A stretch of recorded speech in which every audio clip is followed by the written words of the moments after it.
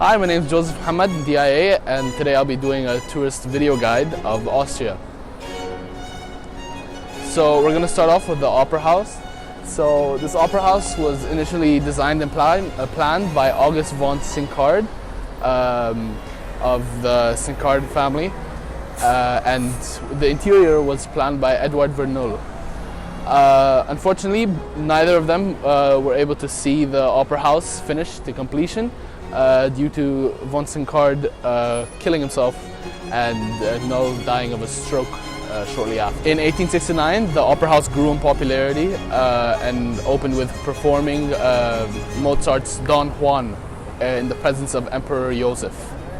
It also grew in popularity due to many artists such as Wilhelm Jahn and Johann Herbeck, who helped increase the precision of the timing systems in the actual opera house.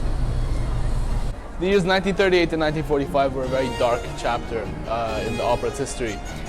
Since it was under Nazi rule, a lot of material was censored, and a lot of members of the opera house were driven out and killed.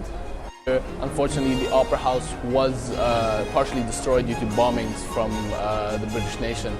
Luckily though, on May 24th of that same year, the Secretary of Public Works did announce that they would be rebuilding the partially damaged sections such as the choir and the steps and the entry. This is the Kärntnerstraße, or the Corinthian Street. It's named after a town in Austria called Carinthia. Its main purpose used to be to connect the city center to walls of the city that barricaded the actual city. Its first ever documentation was in 1257. In the 1940s, it was named as a pedestrian area, and since then many big shops have set up shop in the street, and it's known as one of the largest shopping streets in all of Europe. The Stephansdom, or St. Stephen's Church, stands at 107 meters tall and 32 meters wide. Its first historical documentation was in 1137 in the Treaty of Maturg. The first documentation of the church was in 1137 in the Treaty of Maturg between Duke Leopold IV and Bishop Passau. The construction of the second Romanesque tower took between 1200 and 1225. Some of its Roman features are still visible today. It was also believed that the giant church door was constructed at the same time. It is also believed that the Gothic choir was built in 1304 due to numerous requests of citizens requesting a better choir.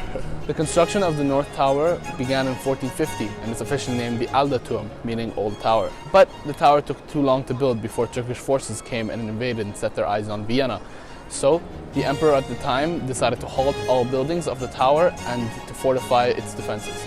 But in 1578, over 128 years after construction began, the Alderturm was finished with a domed cap that held one of the heaviest bells in Europe at the time, weighing over 21 tons. And in 1711, another bell of equal size was placed on the South Tower and named the Pummerin.